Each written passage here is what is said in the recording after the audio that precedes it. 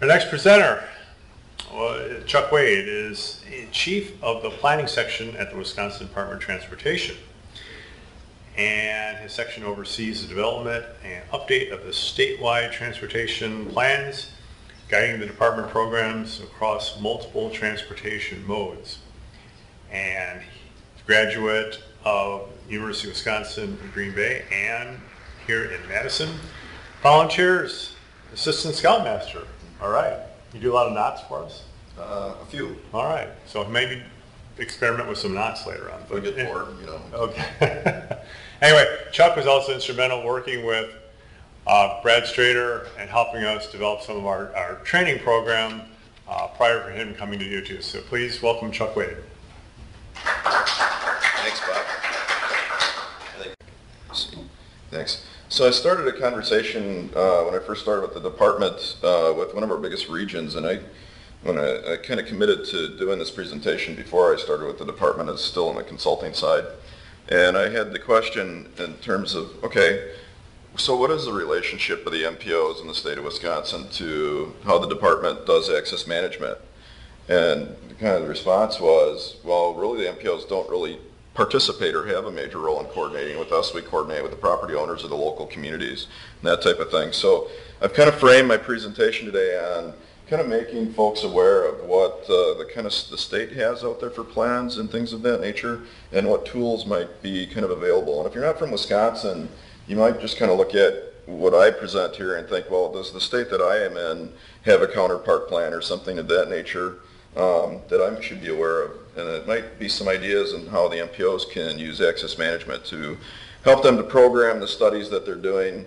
And also I'd take this as a regional planning commission approach to kind of expand it, because a lot of our access management issues aren't just the MPO area, but they're also interregional in terms of the fringe areas and the rural parts. So take a look at that too. But I'm going to start with legal requirements and kind of end up with performance measures, which is kind of a hot topic that the MPOs are involved in, the federal requirements there.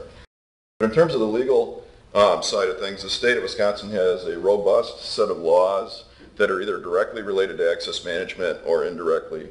In terms of the state, our official mapping power, similar to what the local communities can do, is related to freeways and expressways, so that's the 84295. On our state system, in the rural fringe areas or the urban fringe areas, we have a limited number of mileage where we can actually freeze access. That's our most powerful tool. And there's some other laws that we have too related to all of our state highway system in terms of needing a permit for a driveway. Locals have these same types of rules in place too. And in addition, the counties have the authority to manage access on their system. And we'll talk a little bit about what the locals do and how that may dovetail with what the state does in their system and how the two intersect with each other. One of the things I do want to touch on is we have comprehensive smart growth law in Wisconsin. And that law loosely ties in to access management in the sense of how we plan our land use. Communities are supposed to have a plan over a certain size community. It's supposed to have a transportation element. And you're supposed to factor that in when you have zoning regulations in place that are supposed to reference a plan. And so I think access has an important role in there in terms of how you, where you put commercial activities along a state facility, those types of things too. So in terms of statewide plans, our Connections 2030 is still the state's current plan for multimodal planning. It's our state system plan. It includes a number of different components. First is the expressway upgrade plan, expressway to freeway conversion plan, and basically our priority corridor. So this is still what we're following. An update to this plan, it's getting toward the end of its planning horizon. Probably not looking to that to happen until sometime in 2019 or later. But currently this is what the state's following. Another component of Connections 2030, we have what we call Corridors 2030 in there. That is our plan of what our backbone and connecting routes are. These are our high mobility corridors. These are where we apply standards to these corridors that promote interstate travel, the movement of goods and services, that type of thing. This is where you're going to see our 84295 or our official mapping tool used most quite frequently, is these priority corridors. Another thing in Connections 2030 is our state access management plan. This is something I hope to update in 2019 or hopefully sooner. There's been new construction of bypasses and things of that nature, so it could use a little bit of an update. But we have 5 access tiers as part of the statewide access management plan. So Tier 1 is our freeway and expressways. Again, like I said, that's where we apply our 84-295, which is our official mapping tool. And then we have some mid-level tiers. That's where we're applying kind of our connecting our communities, our rural communities. That's where we're applying or freezing our access through our 84-25. And then our lower tiers are basically where we're doing permitting or spot access. In terms of government controls, some of the things that we look at in terms of comprehensive plans, local zoning, and local access control ordinances is how this may relate to what the state wants to do. In terms of comprehensive plans, like I said, the zoning ordinances need to be consistent, but planned activities should support the appropriate access, so that's something that goes hand in hand. It goes hand in hand with the street hierarchy that you have to make sure your street hierarchy and your access complements the land uses that you're putting in place. In terms of local zoning ordinances, sometimes the local zoning ordinances can conflict with highway access management. So you can see, especially in the rural areas where towns and communities may apply zoning ordinances for small lot commercial development, that type of thing, with no consideration to how ingress and egress to that type of development as it occurs is going to happen other than the state highway, which is kind of the lifeblood of their communities in a lot of cases. Many don't require site plan review in terms of these rural areas. They just don't have the staffing for it. So these may be your fringe communities that you work with in terms of the MPOs. There are some communities that do corridor overlay zones, but sometimes those zones, the access requirements in those zones may conflict if it's an abutting corridor or abutting intersection to a state highway in terms of distances, the driveways, that type of thing. In terms of local access controls, the locals, like I said, the county can manage access controls on their system, so it's something that they have as well too. In terms of planning tools, I've applied a number of planning tools when I was a consultant. In terms of corridor studies, corridor studies can be helpful if you tie in operations to them in terms of access as well, but you should look full picture at that. So you evaluate access in terms and combination with traffic, but a powerful tool that is looking to the future, right?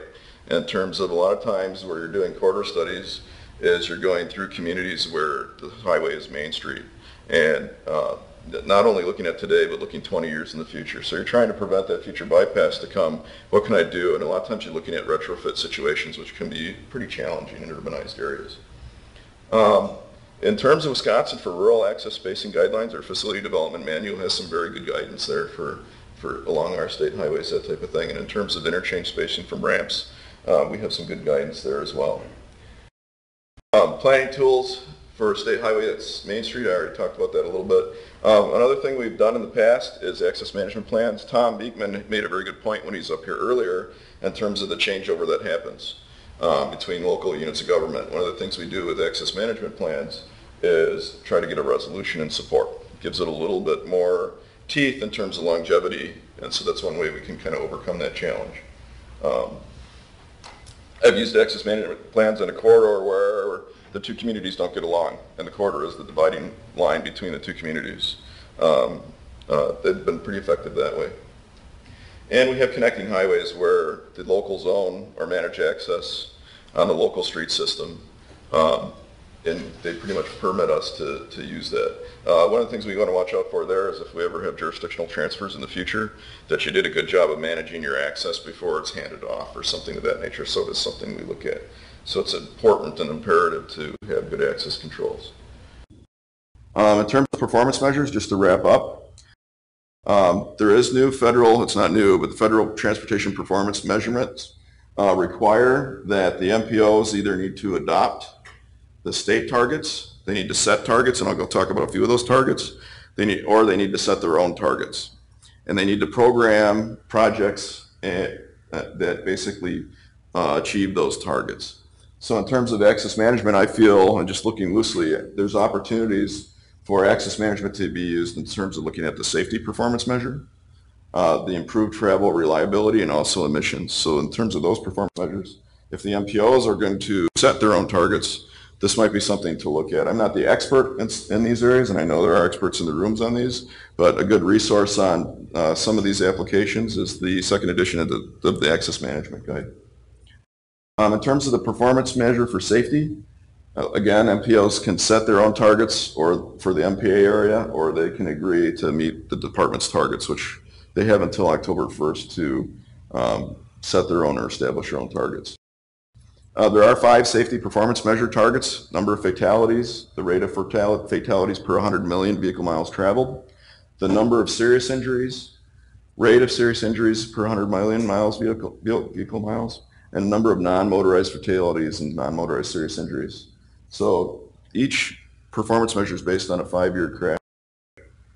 So how do we apply that? Well, it's well known, and there's studies referenced everywhere in terms of the correlation between the number of access points and the number of crashes that occur along a corridor. So there's a lot of research out there. There's a direct correlation to safety, a lot of research studies, that type of thing. You can do before or after studies in terms of going out, retrofitting a corridor and seeing what happens afterward to show this. You can look at the highway safety manual. There's a lot of mitigation measures that are in that manual in terms of adding medians. Brad had a good presentation where he talked about what the different levels of treatments that you can do. So that's one, I think, direct correlation to meeting that safety performance measure.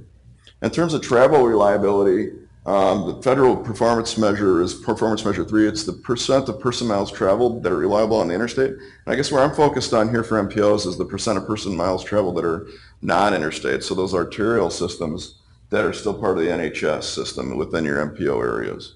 And so the effects of access mobility operations can be studied. You can study the influence of access spacing on travel time delay. The increase of access points along a roadway results in delay. That's pretty intuitive. But in terms of peak hour excessive delay, you can do travel time studies before and after, again, retrofit, those types of things. And as MPOs, there's a number of different tools you're better at using than I am. You can do traffic signal analysis. There's a number of different tools there, but I think there's a direct correlation. And then in terms of emissions, obviously vehicles are geared to operate more efficiently in kind of a free flow condition. But the access management, I just kind of looked this up real quickly. There are some metrics out there you can apply to look at the impact of access on trip flow, trip turbulence, that type of thing. And so with that, I'll leave it if there's any questions. Any questions for